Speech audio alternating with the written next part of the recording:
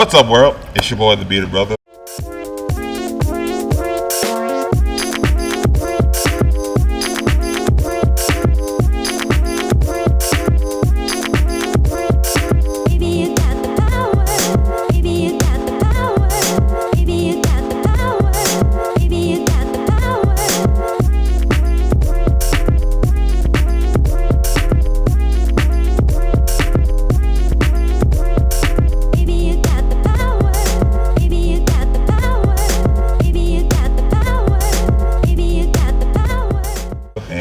I told y'all 2024 is fire. Even though you see ice on the ground, when you listen to these podcasts, it's gonna be melted. Yes, and one of my 2024 goals is this. The guy sitting in front of me might recognize this line, but this is everything I am in the glimpse of what I'm becoming, which is greatness. I don't know if that's from his first mixtape, 722, which is about to turn 10 years old. Yes. That's like one of my favorite lines of all in most of your stuff. Cause that's crazy. I think that's what everyone goes for. But you're probably wondering who I'm talking to.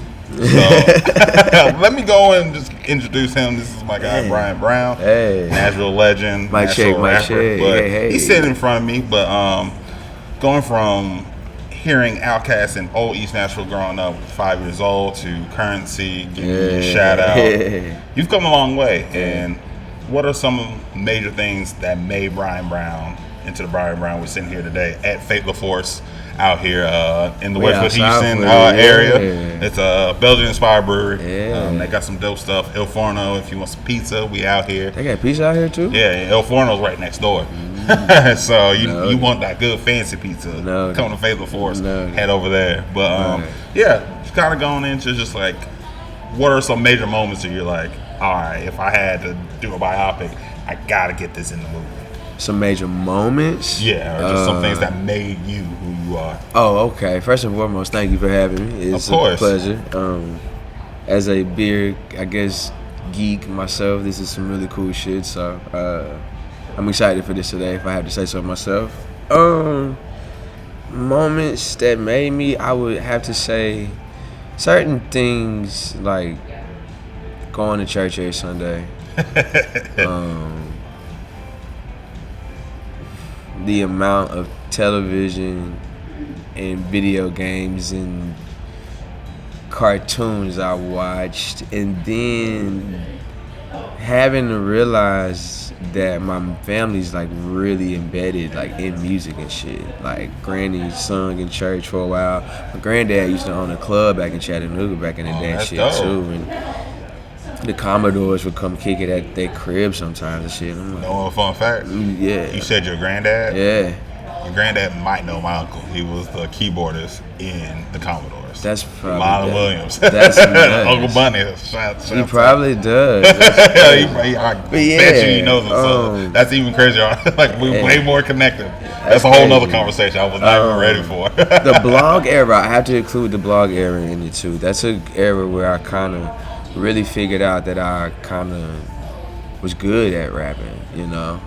I think those moments were key in me kind of, I don't know, I guess establishing what I wanted to be on in my music, which is kind of just some, I don't know, ghetto optimism. I like that. Ghetto optimism. You know, I love that. Just kind of being honest about what's around me and such. And being from here, of course, you hear about the artists that's like rapping and such around here, but I kind of wasn't as hip to the Nashville hip hop scene as some would believe when I initially started rapping.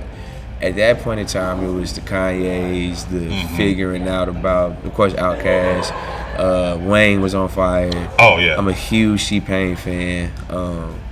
My mom is a Prince guy to this day. I called her the day he died type shit. So just those type of things in the music that I was coming up on, plus those certain moments there, I think kind of really mold me to kind of make whatever decisions and speak on shit the way that I feel like should be spoken on. And this, that, and the third. So moments like that, I think those would be like key and just kind of explaining who I am and shit, you know. I got you. And I know you've not always been in Nashville. I know you made some moves through Kentucky and Atlanta. Went to Western Kentucky for a year. That was the nuttiest shit. I can imagine. I actually enjoyed Western Kentucky University. Far from a bad school. The city of Bowling Green is... It's a dope little area. It's interesting to say the least. Dope in an interesting way. Yeah. Put it like that. Yeah. But like you were kind of searching for your sound, and you kind of came back to Nashville. And I know you've talked before in a couple of interviews how you came back and you're like, oh, I have some shit to say. So how did those areas kind of develop your thought process and things you wanted to say and how you wanted to say them? Well, could you have found that if you just stayed in Nashville and grown? Maybe, but I think, and what's funny is I didn't even really go that far away for real. I was in Bowling Green for a year at Western Kentucky.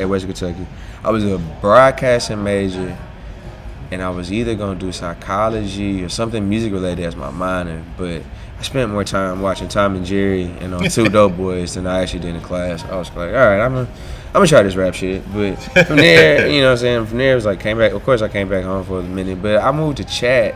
My family's from Chattanooga, Tennessee.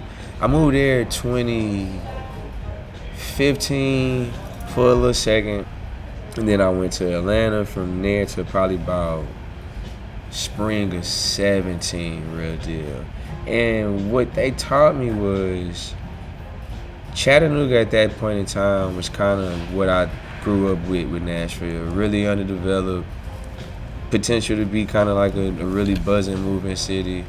A bunch of bullshit that you don't need to be your ass in by any means necessary. I think every city got that. And this, that, and the third. And then Atlanta was kind of where Nashville, in my opinion, I guess was headed based off of the shit that I had seen since, of course, the recession, the flood, just how everything had just started been developing.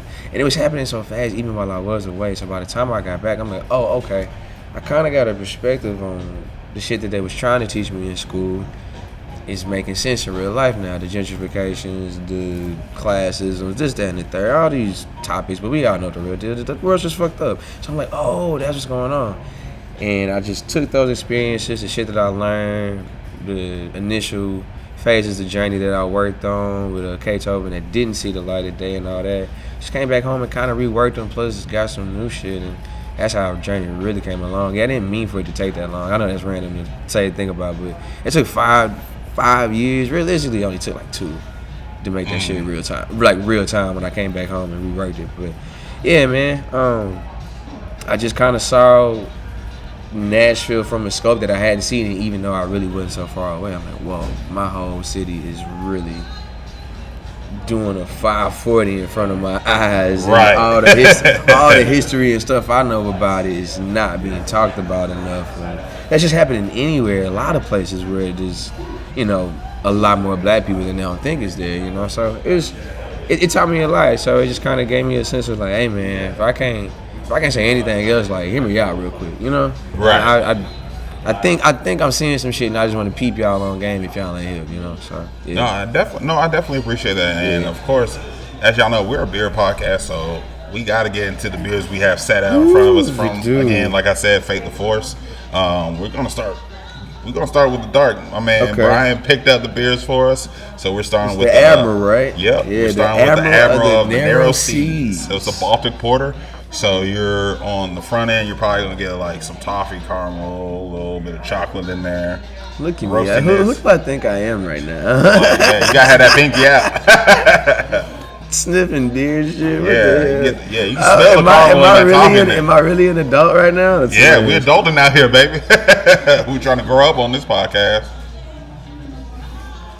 So you get a nice roastiness, a little bit of definitely something like for this icy ass weather, keep you warm, chilling by a fire, or you kicking it with people at a crib. I knew it was gonna be good. Oh yeah, I'm a big porter guy, believe it or not. I had to admit, I wasn't as like sure of them at first. It kind of got a bitter little end. Like I don't like the bitterness at the end on that one. But other than that first initial taste of that, it's real good. But that being said, though, they're underrated, man. I'm not a big chocolate guy, but I can go for a little bit of malt and the right amount of just balance. Yeah, that's what you want to find.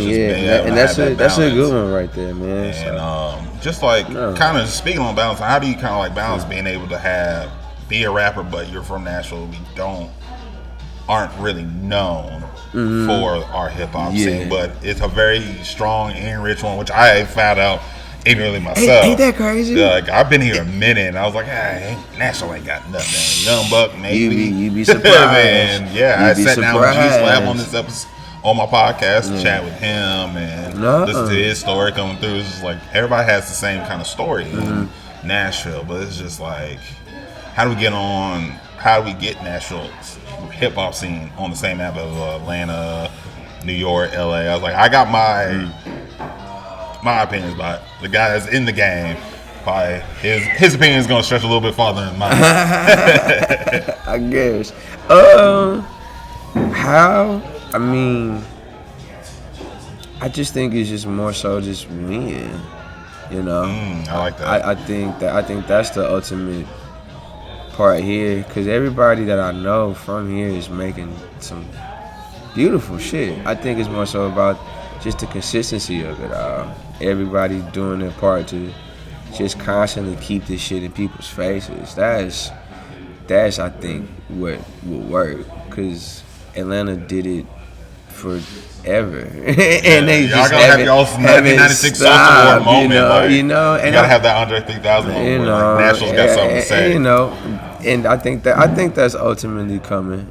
I just think that people gotta continue to just do what they're doing, because nobody's doing anything wrong. We're just not putting it in front of the, I guess, I won't say right amount of faces, but a numerous amount of faces. Right. Like more. We gotta start thinking outside of what they think we should be.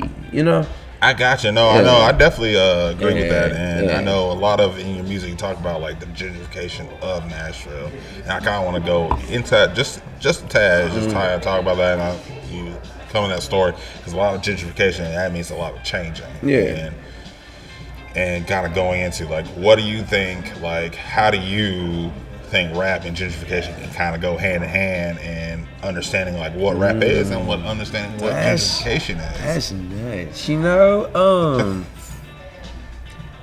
That is such a good question. That's wild.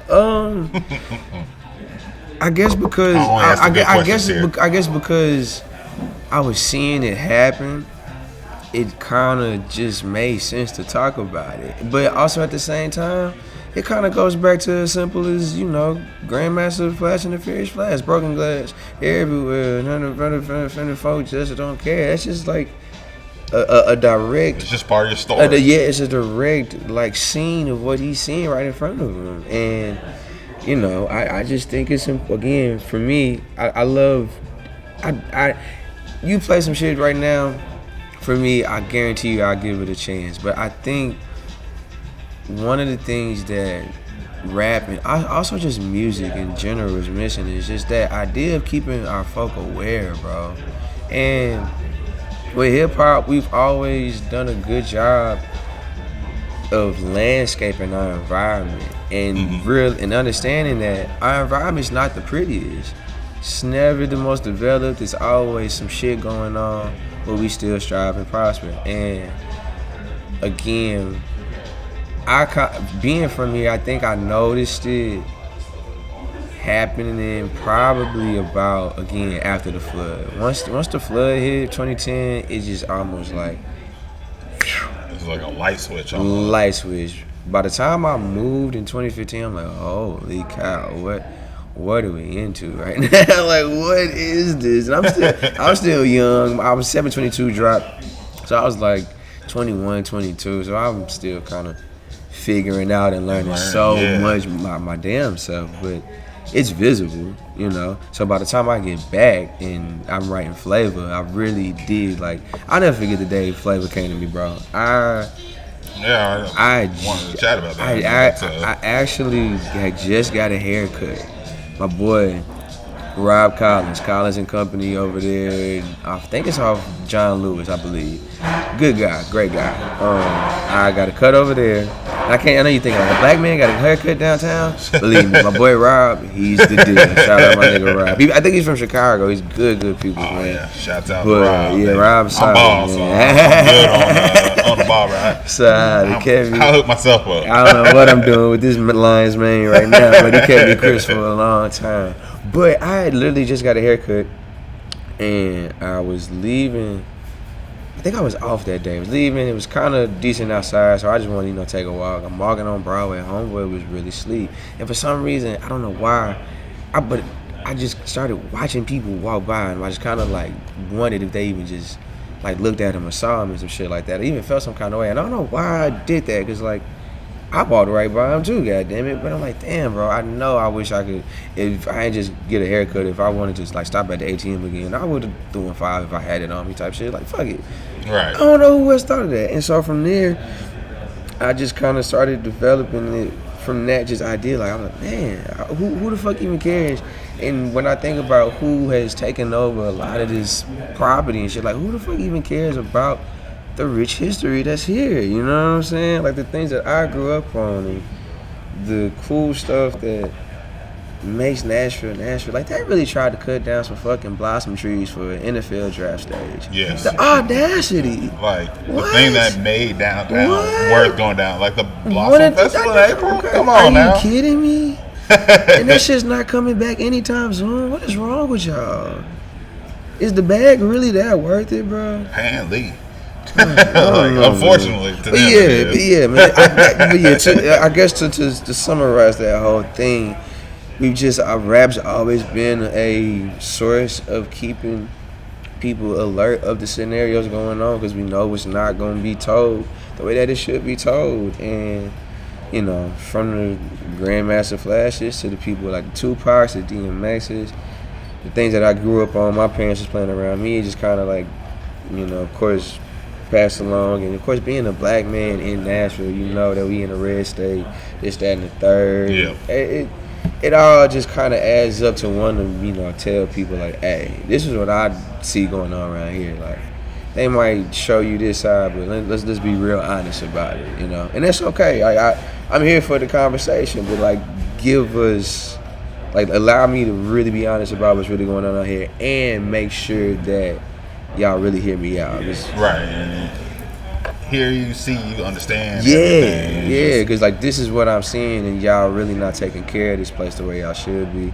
That's just how it is in so many other places. And so in rap, we just gotta be honest and tell the world, hey, what the hell's really going on? It's just fucked up in my neighborhood, But we making. I don't want to do this, but this is how we making it work. This is how we making it move. So.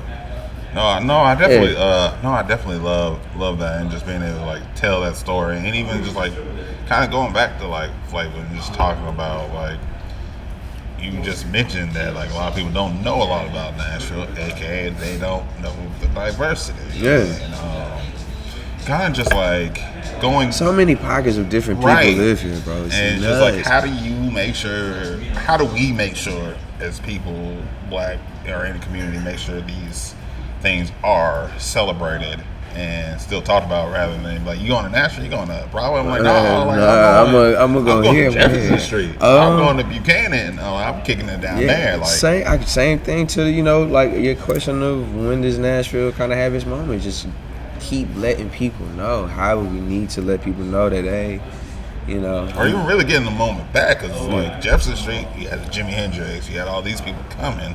How do we even? It's not necessarily we're waiting on the moment. There's this one museum over off Jefferson. I think it's only open on Saturdays. It's that sound museum? I think so. Yeah. I just tell people to go there. We just gotta let word of mouth always works, man. And if you know or got an event going on, I've been at Rudy's Jazz Room pretty much the past 6 months with my boy Alex Murphy. Also Chicago. I don't know how I got cool with so many Chicago folks, but shout out to Midwest. There's a lot of them that move down. Shout out to Midwest. I fuck with the Midwest stuff. Yeah. And then they end up staying. Yeah, man. I've been at Rudy's Jazz Room I need to go. Having some fun. I'm there this Friday, 5:30. Okay. Oh hell yeah. 5:30. You performing or you just pulling up? So my guy Alex Murphy, he and it's him. can't think of his real name, but this is upright bass player Bobby Bonds, my boy Christian Kyleberg on drums. They've been had the past couple months. He plays trumpet. Oh, right. He swing through. But I've been whenever they pull up over there, I just kind of come through. We'll do some covers of my own shit, and we've been covering some Dilla. We've been covering some. We did the Christmas train. We covered some fucking Charlie Brown, man. So, yeah. Oh, hell yeah. I love that. Yeah, man. So, them shit's been fun, man. But, yeah, just letting people know what you got going on, you know? And being as loud about it as you can be. Possibly for sure. And it's always something for us to do around here. This place is so black. It's so black, man. You always, like just because you're in music, you probably have seen this. So many rappers, like R&B artists that come in black, and be like, "Oh, Nashville, this is what y'all." Yes. I think people forget that. Like, people forget we are everywhere. I went to MLK for high school, and when I think it was my sophomore or my junior year. This is how I really knew like I was in some historic ass shit. So Pearl, I forgot what year it was, but they was like the first all black high school team to win the state title. I think it was in like the mid '60s and shit like that. And in the back of that high school was a like pretty much like memorial museum of all the high school classes from like when that school opened up until like 1950 something. None but black folk. Trophies are there, one from the basketball shits, newspapers. I'm like, holy fucking cow! Wow. And I go to high school here. Like, what the fuck? My uncle went to Tennessee State back in the day. Yeah, did sit-ins at Woolworths and all that. Can't tell you a family member in my tree that don't got a degree from TSU. I might as well have one my goddamn self. I spent so much time up there. My auntie was MD of that like gospel choir when they first got started. Hell yeah! I know. I've seen that. She's been working with a bunch of like country artists and stuff. So my mom, she was one of the best alto ever. First and foremost, Mama, I love you. If I get a chance to say it, Mama Brown would love you, girl. Mama Brown, my dog. If y'all need y'all birthday cakes, y'all need to go holler at Couture Cakes and Sweets, COUTURE, Cakes and Sweets. Go get you right. That's the best cakes in the world, and they are beautiful at the same time. But she was a parade singer at church for a little minute, and our first lady at the time, rest in peace, Miss Lakeisha Mitchell, had gotten some like opportunities and gigs to do some background singing for some folks like Vince Gill, Michael McDonald, Winona Judd, I believe, shit like that. Man. So these ain't scrubs. Yeah, so just those opportunities from like singing in church just came through, who you know, and that's of course that's always a thing out here. It's like who you know is always a big part. Not necessarily what you know. Yeah, sure. But yeah, man, I always thought that was cool, man. My mom did some fly shit like that, and again, I don't think I realized it even growing up, like just the whole performance aspect of it. I've always been around it, man. It's never really escaped me. Even when you think about it, a preacher like the first rapper on the lowest keys. Slick, yeah. You know what I'm saying? Like he's selling optimism. Yeah. In a sense, Telling the story. I think that's why rappers from the South are probably like the best rappers. Because we've always had some type of exhibit of how to kind of perform. Represent some ism, Yeah. And I want to write a paper about it one day because I spent so much time in church. When I think about it, I'm like, man, you know how much bullshit happens in church all the time, and it's been happening in church for a long time. Come out and everybody's like, what? For a long time. No. And you think of you think about the music and all that stuff. It's compelling, man. It's one of those things you can't really ignore. And I think being from the South, you see it and you hear it. And I'm not saying like nobody else in like other parts of like the United States didn't go to church, but in the South that is such a thing. It's like church, liquor store. It's like they're everywhere. Yes. And there's a lot of some denominations and all this and that shit, man. So it's just one of those things that it helped me. It takes a village type shit. It helped me in that way. But you see that all the time. You're like, oh, that's what's really going on type shit. So yeah, man. And just like I know you dropped a new album. probably have some Nefarious Fellows. And speaking of Nefarious Fellows, oh shit, was it? Oh, is it next joint? I think it's this one, I believe. Yeah. It's a Belgian Pilsner, so it's gonna be it's crisp. It's gonna be a little dry with like a little herbal bitterness in there. Yeah, okay. And so it's Nefarious Fellows. Yeah. We did Nefarious Fellows, and then we did the Behind Them Ball Songs. Yeah, we'll get into those in here in a minute. But okay, I'm just trying to remember the names and shit. They're interesting as shit. Okay. You get like some of that crispness, easy drinking, light. Something definitely just like you can. This is like an everyday sipper right here. Like you can have. That should get you back all right. That should.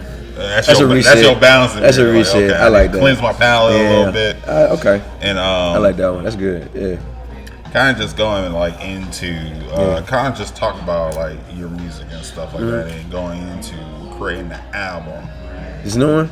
Or just new any one, album? or just like putting the album together. Mm-hmm. Like, what's more difficult, finding the theme of the album or making song? Like, you know what I mean? Like, okay, I want this album to sound like this, or is it finding or better question is like, what comes first? Like, the sound of the album, or you write a song, you're like, okay, I'm gonna go off this. Like, how do you build your albums?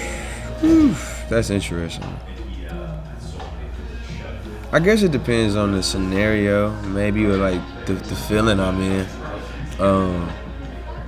722 was What's the significant? Like, that's just a random time, or you just like those numbers? Time I was born on April 22nd, 1993, on a Thursday morning at Baptist Hospital in Nashville, Tennessee. Shout out, yes. Found now that, TriStar. Yeah. I'm gonna call it Baptist for as long as I'm around. I found that out. I found my birth certificate randomly at my house, but around the time I was finishing the project, and I found that out, and I was like, okay, it's only right, man. So it was kind of like a new beginning for me at that moment in time. But with that one, shout out my boy J.O. Honestly, believe it or not, I picked out all the samples for that EP except for the Dollar Me You Ballad beat. Yeah. I bought that from Siege from 2-9. Shout out 2-9. Shout out Jace, Curtis, that's Fat Kids Brothers, all them guys. Yeah, man. I was in Atlanta so much during that time. What a beautiful moment that was. But yeah, I bought that from Siege from 2-9. It was either that one or I almost bought Pusha Man from the Chance the Rapper joint from Acid Rap. Oh, really? Yeah, he had sent a little pack, and I almost bought that one, but I went with the Dollar Me You Ballad joint instead. But I had picked out all the samples, and I was working with a guy, J.O. Luciano, and he had kind of flipped a lot of this shit for me. So, that's tough. I guess it just depends, man. With this new one, we was just making shit. You know, that was my first time working with Carmine, and believe it or not, he flipped Desires, a song that I made in like 2015, 16, 2017. Yeah. Shout out K. Tobin. I love you, my dude. One of the illest producers, the worst communicator ever. But I love him to death, man. I love my boy K. Tobin, man. He's so good. He taught me a lot, man, on the music tip, for real. But he took that and did a flip during COVID and made his own beat behind that. And I'm like, oh my God, he's nice. And we had a show with each other. Was it 2 summers ago? 2 summers ago. And I had met him for the first time, and I didn't know that was him. I was like, oh, you come on, oh shit. He had told me to pull up, and he was just making, bro. He's just really good at producing, and I just kind of went with it. You know, I guess I've kind of started caring less about the sound, but I guess to answer that question, the theme's always important. Even with this one, we was just making stuff, and I heard myself kind of talking a lot about, you know, money and what it feels to try to get more of it, and what it's making people do, and this, that, and the third. And it just kind of like, I was like, there's a thing, there's something going on here with like how I'm expressing myself and how I feel like what I'm worth and what I feel like I deserve. how we're going about this, that, and the third, that kind of makes sense. So, yeah, themes probably the more important thing. Because with the sound, I always trust myself in terms of the type of production or the beats I'm looking for. If you can't say shit else about Brian Brown music, I keep a good beat. I keep a good beat. That is, I like no matter what. It might not be your cup of tea, but I don't never have no bad beats. I tell you that, man. I know, yeah. I tell you that, man. Shout out the guys, man. I got so many people to thank for that, man. Realistically, but yeah, Man, that's a good. Damn, you're asking some really good questions. I shouldn't have smoked before I got here. Fuck. I come with a question now. Man, yeah. Of course, the sound is more. The sound is definitely of importance, but yeah, the theme and just what I want to say and what I get off is more important because it's all about telling the story. It's all about connecting the dots. It's all about, for me, being witty, making people like think a little bit more. Man, yeah, the theme is, that's tough, man. But the sound is just that key to it, though. Right. It's so key to it. Because you can have a very serious, but you having some fun dance, like some dance beats. People might not pay attention to what you're saying. Yeah. But also you might have fun, but you pick the wrong sound to it. Like, man, like this is a fun song, but like, why is he playing the Undertaker song while popping balls at the club? Like, this feels weird. You know? So, man. Theme is huge, but theme is huge for sure, man. And again, that's kind of more so back to what you was asking about the rapping and gentrification thing. You know, just being about something. And also too, if you're gonna talk your shit, you gotta talk your shit as, you know, profoundly, and for me, cool and as I won't even call it coded, but as like what I remember as possible. I got a lot of stuff referencing a lot of like childhood shit that I like, you know, to kind of keep that stuff alive and going too, you know. So yeah, man, that's a good question. I like that. I try to stay with questions now. Like, is it the theme or is it the sound first when I'm making the album? Wow. So, man, I mean, you might want to your next album. Just think about that. Well, man, and what's funny is I'm kind of working on some new shit already. That's the, I guess, beautiful part about it. But the sad part about it, like your work process. Not to cut you off. Like, no, you're good. What is your like process? Is like you just dropped this album December? November, right before December. Okay, yeah, so that now you turn around and already working some stuff. Like, where do you fit in your breaks? Like, or do you prefer to like, I'm gonna pump a bunch of stuff out and then I can chill for a long time? I'm not really necessarily trying to pump a bunch of stuff out. But shout out my guy Porvita. He did Icy on 2 Minute Drill. He did La Casa on his album with me, CP, and Mikey D, which fucking fire. I went so crazy on that verse. Good grief. I went so crazy. Do you know in the moment where you snapping or like? Do you write or you just straight up like? It's a combination of both, man. So believe it or not, I didn't physically write any of Journey. Like really? Journey, and didn't write any of it. That's always, I hear that all the time. I got my Jay-Z on that one. Yeah, it's impressive. Like, I've heard multiple artists that do that. This phone right now, though, I be noting it up, boy. I tell you what. I was like, I cannot forget this. If I'm gonna paint this picture, I'm gonna do it the right way. No, man. I love that. So yeah. You definitely kind of know for sure. It's fun when you kind of get. Like, whether you know what you want to rap about or if you like rapping on somebody else's shit and they kind of already got a theme and a story to go with it, it's kind of cool to be able to create your own way of seeing what they hope you bring to the table with a situation. And, you know, that's the beautiful thing about making music and writing, I mean, especially with, you know, production. It's like, that's your canvas to paint a picture on, you know? And I've always enjoyed the fact that my production and my work ethic and just the way I want to do things varies. I'm never like in the same mood. Like I just got done rapping my ass off. This next one I feel like singing. Right. I'm at a point now where it's just time to just kind of keep trying new shit. So in terms of the workflow, I mean, I gotta just kind of keep consistent. It's what I love to do, and I kind of just want to keep iron, sharpening my iron as we speak. Anyway, why not? Stay in the studio, keep working, keep developing. Just try to figure out what you want to do for your next year. 'Cause it's fun for me right now. No, I know, I love it's that. It's really fun for me right now. So. No, I love that, and like I kind of just want to get behind your thought process of like finding out your worth. But before we get into that, right. I want to get into this cold IPA and get behind the balsams. This third one right here. Okay. I forgot we have 2 more beers to drink. We are rolling right now. I think it's this one. I believe so. Cause I got them mixed up, so we're gonna find out. So if it's gonna be hoppy, you said this is the behind the balsam, so it's gonna be hoppy. And it smells like it. I just drank the wrong one. That's Heathen Philosopher I just said. We'll get into that one in a minute. I fucked up the order of mine. I did slip for It's not bad though. It's not bad. This is one.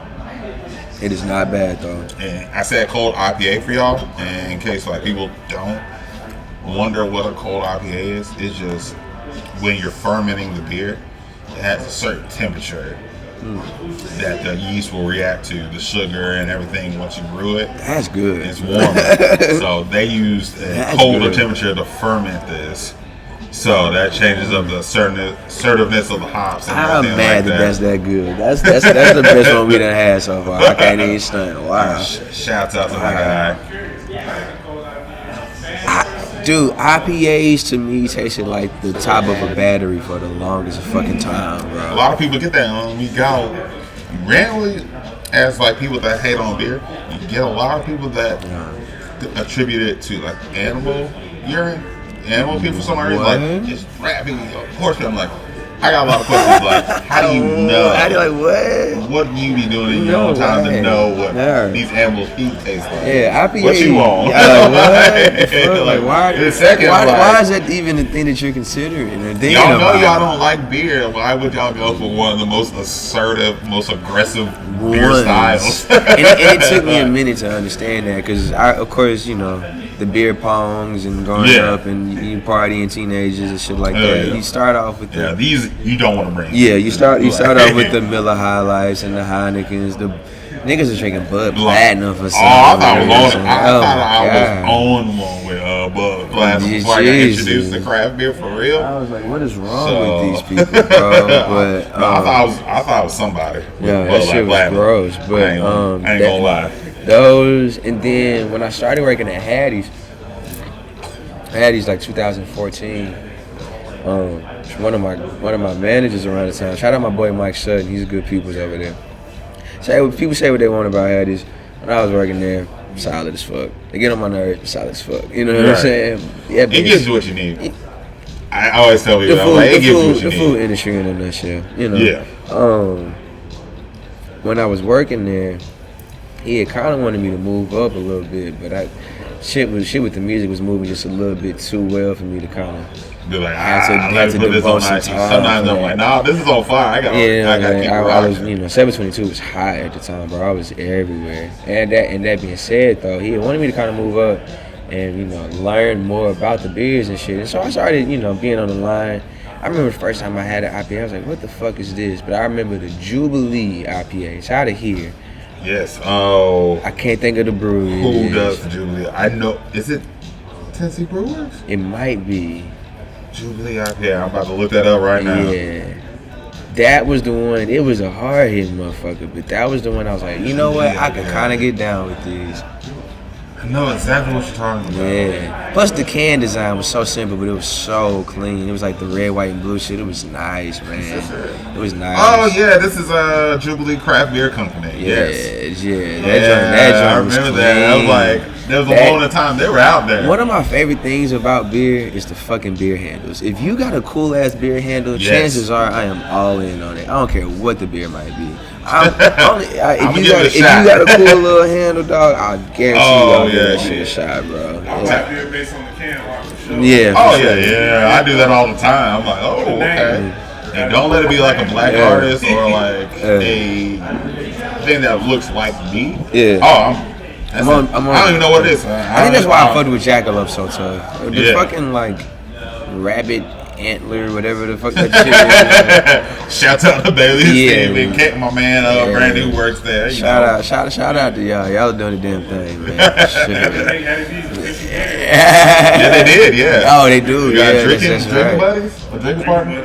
Yeah, y'all sure as hell do. That's funny. Yeah, no, but yeah, like kind of just. But going into your like worth, you definitely like talk about like knowing your worth. In a couple of episodes, I think it's your What's Sleep interview. You kind of talk about knowing your worth. Which one though? I think the last one, like about a month ago. The second one. Yeah. Okay. Checking you brought that up. I was like, how do you measure your worth, and how do you do that for people coming up in the game? I'm like, I got my version of 7.2. I don't know how to capitalize on this. At least in regards to my worth, I think now, really then and now is just to kind of like keep going to give back. You know what I'm saying? That's always been a thing for me. Now at this point though, there is some substance to the years worth of time I put in this shit. Like there is a track record, there is a history, and you know, what I think of it or not, it exists. It's a real thing, and people see me in a certain. I've done this. Yeah, I've done this, and this is an actual thing, you know. And sometimes I kind of maybe underestimate my abilities to, you know, I guess be a well of like, you know, advice and service to others and shit like that. But I've seen a lot of shit and I've experienced a lot of things. So ultimately, I guess what I find worth in now is just making sure that people know that like I'm available. Right. You know, I don't ever want to be the guy that, you know, whenever you had a question or if it was some like wisdom I could pass along to you, I didn't do that. You know what I'm saying? And that's always been a thing for me. So that's really what I find, at least, if not of my worth, worthy of as of late. Everything else will come in due time at this point, because I when it comes to finances, all of it all comes and goes. You know what I'm saying? But ultimately, is that, you know, when you have something of some type of substance and some type of like validity that people really see and have experienced and shit like that, you just gotta step into it and you really gotta own it. And sometimes I've kind of, I guess, like underestimated how much of that really exists too. I'm like, oh shit, I'm just doing what I told myself I would do. I'm not even, I'm like, you know, I'm still living and figuring it out, but I'm like, oh shit, I really am a motherfucking rapper too. Yes. It's so crazy to think about. So sometimes like, no, I said I was gonna do this a long time ago. So with that comes like, okay, bro, you got to be on it, be focused, be aware, and be 10 toes in, you know. That's you know, for sure. So that's what I found. That's what I find most worth in now, is just making sure that when I got a chance to be Brian Brown, whatever that fucking means, you know. What does that mean to you? Man, it means being as free as I can be. And that's really what it's about. I'm a nutcase. That's why you're on this podcast, I'm a sports fanatic. I'm a goofy ass nigga. I think too much. Don't we all? I know what you mean. I go through it just like everybody else, but just like I hope we all get to figure out sometimes we have an outlet and a way to express ourselves. And that's ultimately what it's about. And I've found a cool way to use things I've been taught, things I've been in front of, things I've seen, to use words in a cool ass way. I've always heard I had to give a gab. I can talk myself out of any fucking situation, which is good or bad depending on the scenario. I gotta admit. Yeah. But no, I love the way you put words together. Like, yeah, but ultimately, like that was fun for me.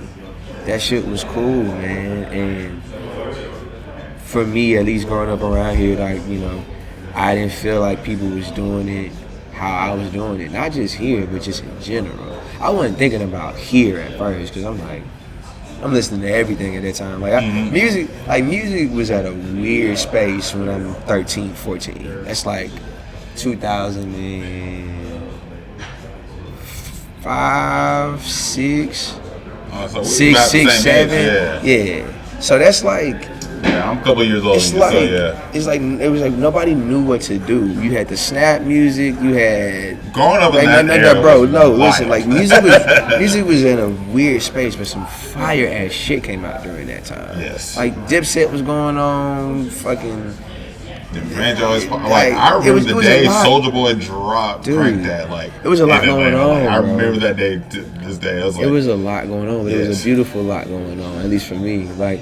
No, I'm with you on that. Yeah, like I said, like I remember I'm from Atlanta, so I grew up when like Crank That came out, and when I tell you everybody knew history was made, we didn't know what to do with the history because that was like right around when YouTube started like really developing, existed, but like people were like this video that's stupid, and Crank That like that came out, everybody was like, dude, no.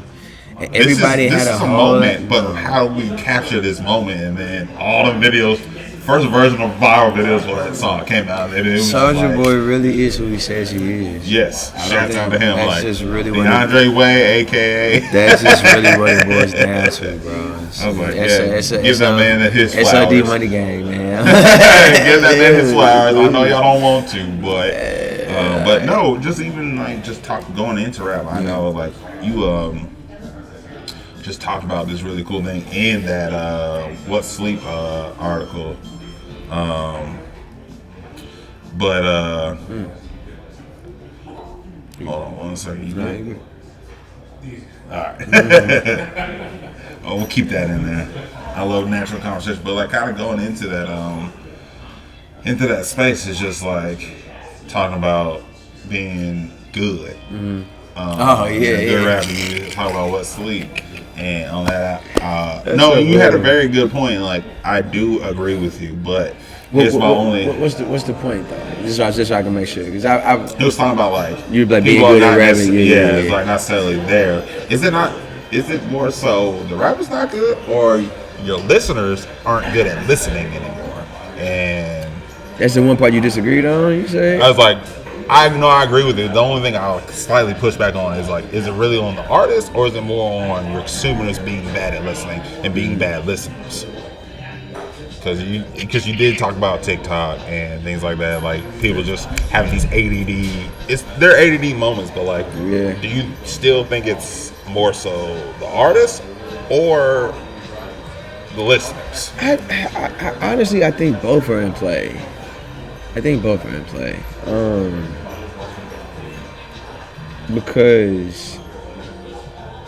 I've gotten the whole like the backpack rapper label sometimes, some shit. I'm like, what?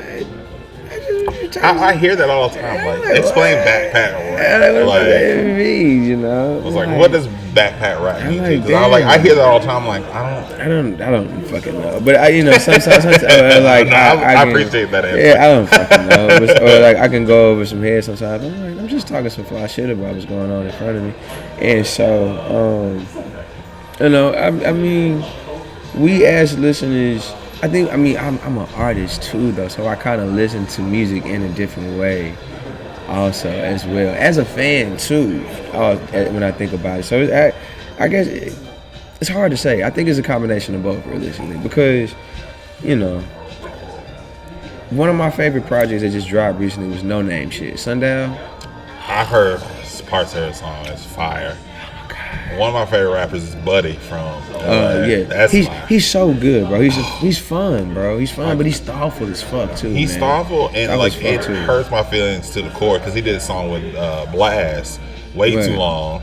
That should have been a summer banger like a year and a half ago. Damn. Like it caught on, but not to the level it should have. And when he dropped those two Black songs, I mean, I might have missed those. One of my favorites from him is the Hollywood joint with him and Kent jams. Yes. Him and Kent got a tape together that is so. Yeah, I'm a massive fan of Buddy, so I know I've known all his projects since Idle Time. Like I've been watching him since then. So he had a song Way Too Long Blast. Like, go listen to that. I'm gonna have to check that out. And you're like, how was this not a summer banger?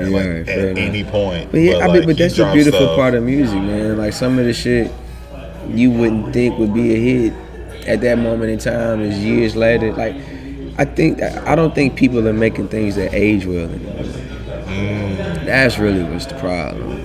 And because of that, people don't know how to listen to it because everything's been so fast for a minute. Like the last time I remember I vividly kind of stopped and listened to something was when To Pimp a Butterfly dropped. True.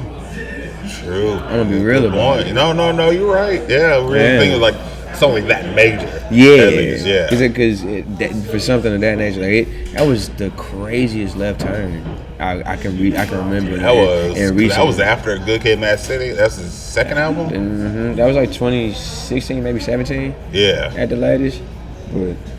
Yeah, I don't think people are aiming to make like timeless music anymore, and that's always been the cool part about the upbringing that I've had. Like, of course, you hear the Michaels, the Princes, the Janis, the Outkast, even the Busters, the Jay-Z's. I'm hearing all this shit at a young age. I heard Spody Odie for the first time when I was like fucking 5 years old. I'll never forget that day as long as I live, bro. 6, 7. I was about known when you were 5.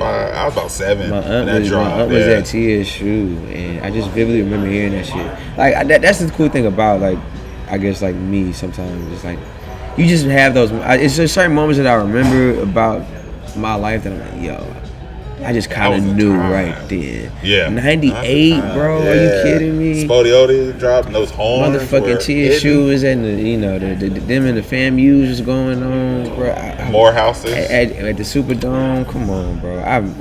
Listen. I wish I was a little bit older during that time, but I just remember just how cool it felt to be black around then, despite the bullshit, man. And you know, it's always cool to be black though. Don't get me wrong, but I just been like, as a youngin', like just seeing that shit around there, I was like, yo, find yourself and find that identity. Dude, that was the time to find it with that type of song. Like those shits was like. That shit was mind blowing. That Juvenile, I'm like, what the fuck is going on? Like, that badass bitch. I'm like, what the fuck does that even like? You know, like what the fuck does that even? Talking about? What is that? But it was like, even in Spody, one thing I always like laugh about is just like she look like a plate of yams with an extra syrup. Like you don't forget that. Like, that is no one else can say that. That nigga from the South. That song makes. That song being that good makes no fucking sense, dude. Oh, it's so far in, like that's my favorite album of all time, Criminal, man. Oh yeah. And just like going with like people always kind of slow to rank Andre and Big Boy high and greatest. I'm like, tell me your favorite rapper. If he said Cooler Than a Polar Bear's Toenail, would you? Yeah, there you go again talking that shit. It's like. If Big Pun said that, do you think that line would hit the same way? No. If Jay-Z said that, no. I mean, I love them. Like they can say things. I love them. No, I love them all. But it's like for them to not get their respect, but like they can say things and you rock with it and you think it's the flyest shit ever coming out of their mouths because no one else can say that and it has the same effect. Yeah, and that's why I put them in my Rushmore and like GOAT conversation. It ain't what you say, it's how you say it. It's how you, it's like you can say it. Everybody can say that. Jay-Z, DMX could have said that. That's how you say it. That's the one thing I've learned so much over my like. And that's my next question is like, how do you? You might come up with the lyric, like how do you like? You might come with an original lyric, and you're like, that don't really sound like how do you kind of structure your lyrics to fit? Like you might say something like that's a dope line, but like Brian Brown wouldn't say this on the track. Like how do you? What's your thought process in like correcting and getting your lyrics to sound like you? I just talked about this in a recent interview I did with my boys at 615 podcast. I'm big on tone and like diction and shit like that. Just like simple, like sentence writing English shit that I remember as a kid growing up. Dude. True story. 5th grade, I had to do like a version of the "I Have a Dream" speech when I was in 5th grade. I remember going to Goodwill to go get a suit jacket and everything for it. It was the nuttiest shit. Like, so those type of things, and of course like church plays and shit like that, and things of that nature, just made a big impact on how I say things. And when I'm making music, I just keep that in mind, especially considering, like I said, maybe I mentioned earlier, if a song's already got like a subject matter or the beats kind of got a, maybe, I don't know, somber tone or some shit like that to it, you just kind of maybe adjust and adapt about, how you present what what optimism, what game, what situation you presented, and just, get in where you fit in, realistically, It's fun that way. Like, one of my favorite, I guess, examples of that when I did it, I guess, like recently or maybe like in a song was Stoop Kid. Stoop Kid is one of the ones. It's a whole wave the whole time, man. And, my people are target like police been shopping, but we need improvement, nigga. Like, I really, that's a question, Like, I really wonder, like, why are we the ones under the scope like this so much? Like, check your local police officers and shit like that. Get them together. But it's like, just trying to chill. Yeah, you feel me? But that's just something I gotta ask, But yeah, I'm big on that, man. And the cool, like I mentioned that I ain't writing on the journey earlier, but getting back to like writing again has me getting back to, just thinking about it, like whether I'm thinking of a song as a conversation or if it's just me really being bravado, getting that shit off my chest. There is like some type of little more for a little more you got to do in the same scenario. So, right. Talk is one from the new album, BB Gon Private. Talk is one.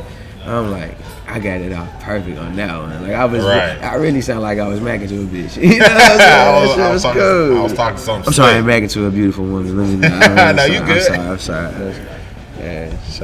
So, but yeah, I definitely want to keep just talking with Brian, but like, as always, beer runs through me, and I have a small child. Okay. I gotta hit the bathroom real quick, but we're gonna just jump in a couple more things about Brian Brown, his music, and everything like that.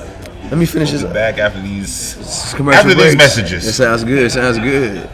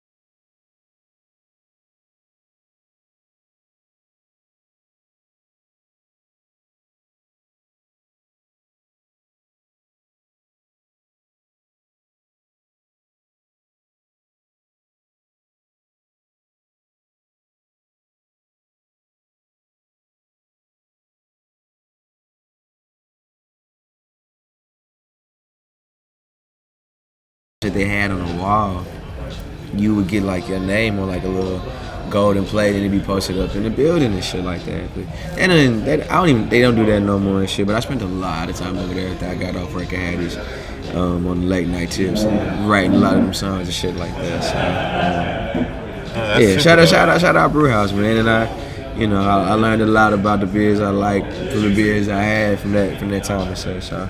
No, I definitely love that, and just as I'm saying, it's cool to kind of do something like this. I don't think people know that. Like, oh my God, this dude drinks beer. I'm like, yeah, it's like and he raps. Like you don't get that a lot at all. Like rap and beer don't really ever go hand in hand. It's always some sort of liquor or some sort of fine it's like wine. No, we can. I mean, people. What do you think that is? I was like, why is that like a disconnect when it comes to hip hop and beer? In comparison to, I don't think it's no more so a disconnect. It's just more so people don't know that there's more options. We don't know that there's more options. Like that's more so the thing. I would assume. We done had Coke 45s and Miller High Lifes in our faces, and in the 40s. Since the days since before dawn type shit. But I don't think anybody ever necessarily thought, okay, what if I like something other than this? Right. I was like, I want something. I was like, I don't necessarily always want liquor. Like, I don't want wine. What else? I want something. But working in the food industry, I kind of just got lucky that it was kind of a thing to, be a part of beer and experience. But it's really, and it's way cheaper to kind of get your buzz on this shit too. Like spend $20-$30 on a bottle. I can go maybe give me a couple of beers or give me a little 12-pack or whatever. Right. If I pick the right beer, it's at 10%. Like I'm cool. Like, you know what I'm saying? I don't need nothing else for $8 at the absolute most. Sometimes a beer bar podcast that goes for water. Gotta stay hydrated. Got to. Not mad at that, but I don't think people know that there's other options besides that. I guess really what it boils down to, because I didn't. My folk, I'm sure I had some beer drinkers in my family, but it wasn't necessarily around me like that growing up, But once I got into the food industry, I'm like, oh, that shit pretty fly. That shit good. And there's more to it than just the shit that I thought was cool when I was initially drinking it as a kid and all that shit like that, or as a young teenager, young adult development and shit like that. So, nah, man, I fuck with beer pretty tough, man. It's just cool that you can develop so many different forms and styles and flavors and so many type of varieties like that. So, that's just cool, man. It's like, and for you being a fan of craft beer and rap, what similarities do you see in beer and in rap, and maybe some differences, and how could you bridge those gaps in beer and rap, like developing craft beer, developing rap? Yeah, like what, I mean, I guess to that point though, like depending on whatever type of style of beer you want to develop, there's so many ways you can go about it, whether it's adding hops, lessening hops, whatever flavor you want to come up with, whatever type of style, you got porters, IPAs, pale ales, pilsners. It's so many ways to make a beer. It's so many ways to write a verse. It's so many ways to come up with a hook. It's so many ways to get some shit off your chest. And I think just that creative process of it, those are always going to be the common denominators in terms of making a beer or writing a rap. Is however you want to express yourself and, make people enjoy some shit that you think is really good or really cool, Differences. No, I definitely love that. One tastes better than the other. Of course. But he also lives around like, this person raps better than this person. I like this style more than the other, This shit like that, but at least you can learn to appreciate them. I don't love this style, but I've had this. Now that's the cool common denominator between them both. It's like I might not like an IPA today. I sure do like that Pilsner tomorrow. I might not be, Well, you find the right IPA, you find the right origin. You're like, okay, I can rock with this. I don't necessarily.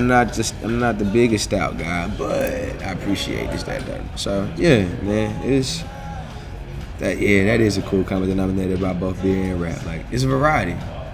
Yeah, just give yourself a chance. Subjectivity of it all. Yeah, just give yourself a chance to like give it a shot, you know. And to the main question, or that's the initial point. Nobody really knew that there was more to provide, and nobody knew how to like go about, I guess, telling them what it tastes like, this, that, and the third. And this is a cool kind of representation of such, man. You know, so again, I'm honored to be here, realistically. No, I appreciate you and get so faded much on the fly. and talk some real shit. You know? I got you. Don't even worry about that. But this is bad, but this is good.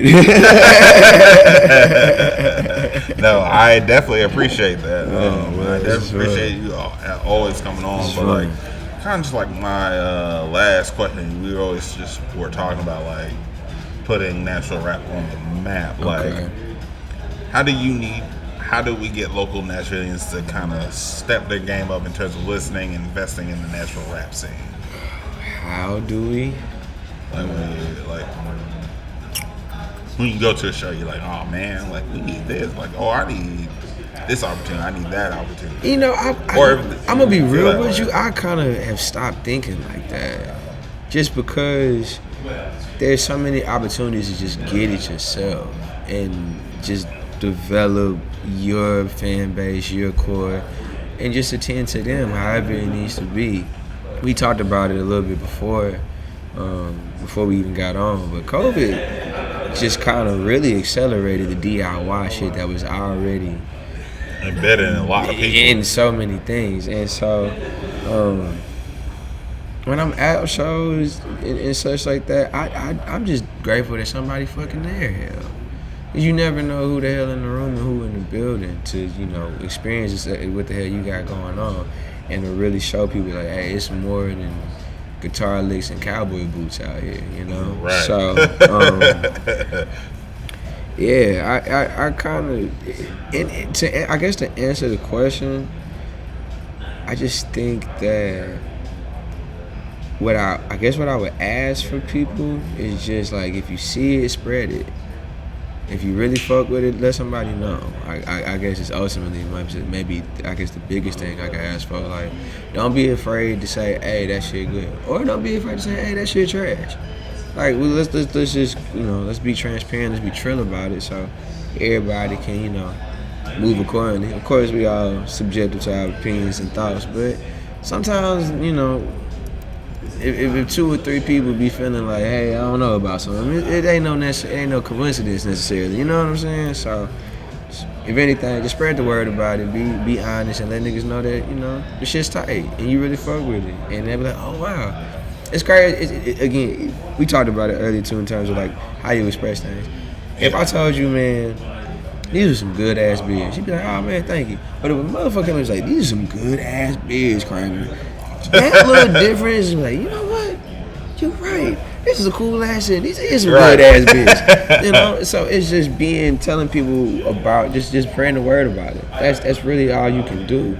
And us as artists, us as hometown kids, and, you know, making sure that these histories, these lessons, these things that really have happened here don't get erased. Just being loud about it, being proud about it, and just letting somebody know. That's the biggest thing. And you know, we don't go without the people.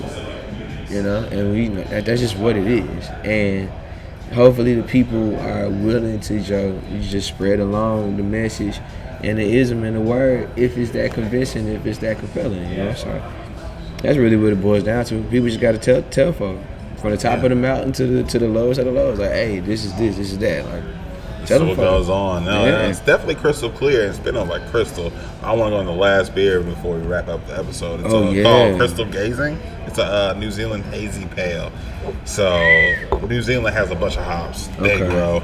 They're not going to be as intense as like. So this is like from New Zealand, like realistically. The hops are. Oh, damn. So it's going to be pretty tropical, fruit, citrusy, a little bit of tangerine. Come apart if you know what that is. Good. Oh yeah, it's pale ales.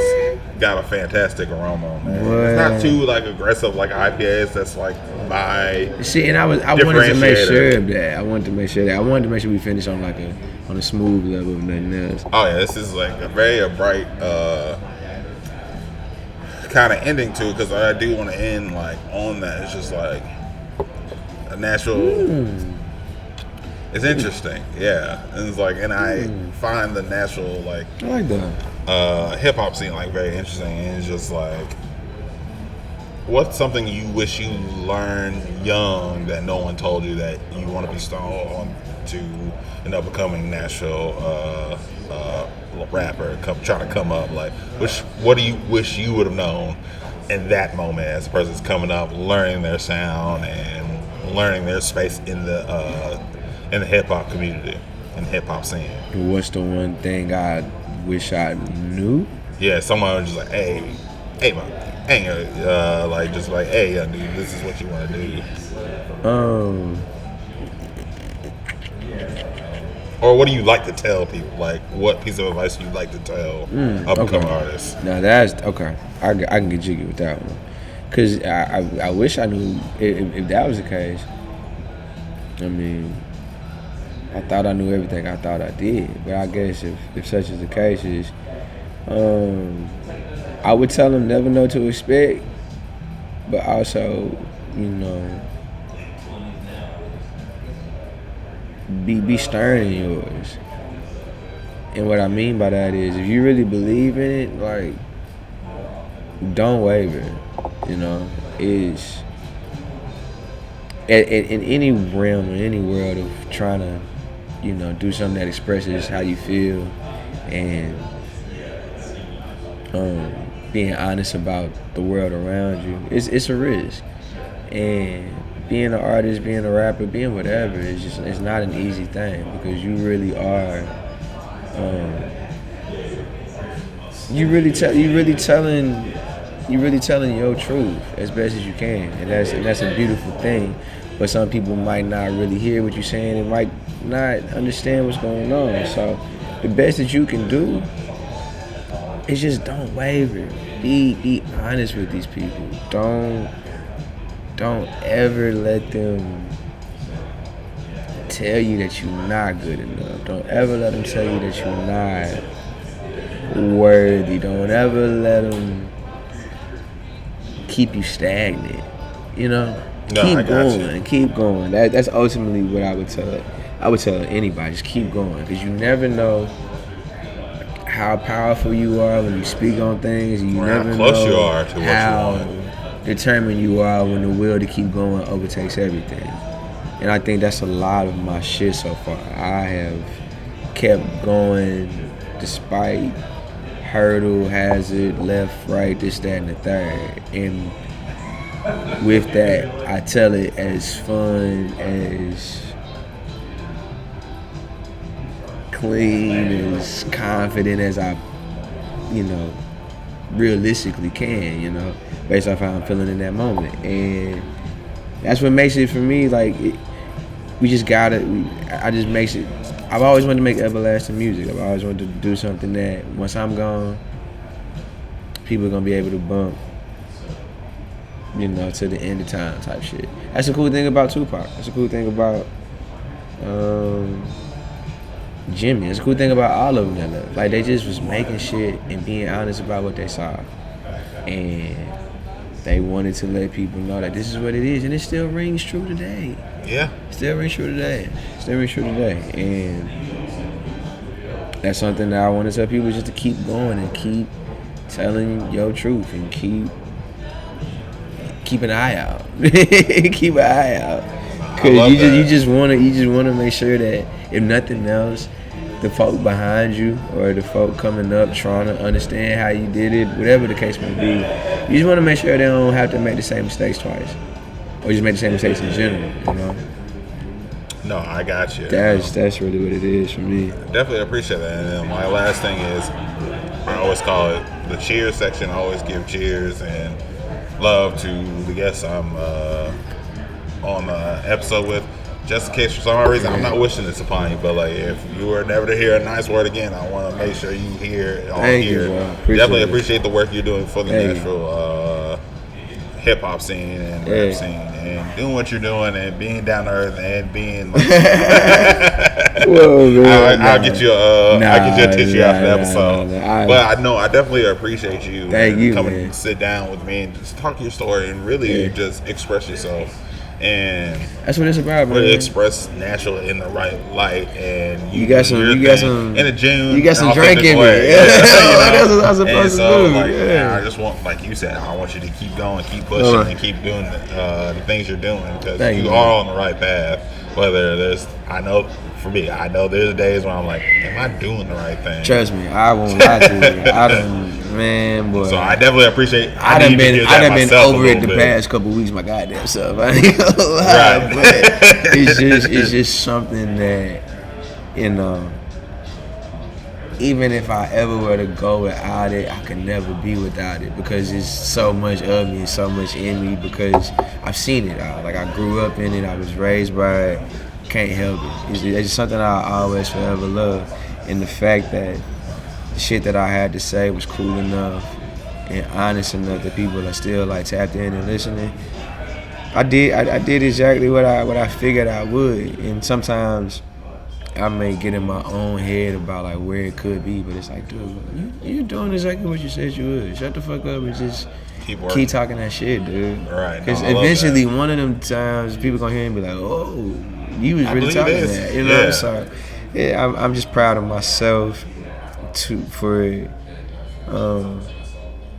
sticking to the plan, good and bad. You know, I wouldn't trade it for anything. Of course, I've learned a lot, and I've got to apply those things from here on going forward, and really be 10 toes in. And of course, I done stood firm on a lot, but I really got to learn from what I've learned, or at least like apply what I've learned. But you know, again, thank you, because I've really done as best as I can and really put my best effort forward to just let niggas know that we got something to say, man. Like you said, like it's always been a thing. Folk don't know it, but as best as I can tell people, hey, this is going on, I gladly will, you know. So no, I love that. Yeah. And how do people keep up with Brian Brown? Social media, you can't shows? Keep up, dude. No, I'm playing. World of Brown, WORLD, World of Brown. That's Instagram. That's Twitter, that's SoundCloud. If you add a 93, the number's 93 at the end of World of Brown. That's the TikTok. I hate I even had to promote that, but I be on there, you know, grooving and having some fun and shit. So follow me there. Brian Brown, BRIAN.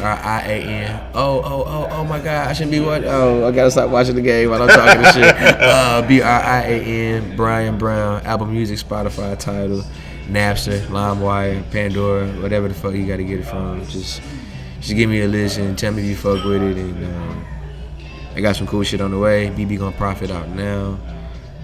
Oh, Amazon. I got an Amazon merch store, bro. Fucking go to Amazon. Oh, okay. That's dope. Go to Amazon in the store and search Brian Brown and cop some merch, pretty please. I got pillows. I got duffel bags. I love it. I got sweaters. I got phone cases. Get you something, shit, man. get you in there. Yeah, please. So, as always, you know where to find me. TheBeardedBrother.com on all social medias. Holla at your boy. Let's talk beer. As always, grab your friends, good ass beer, and as always, drink up. Thank you, man. Thank you so much.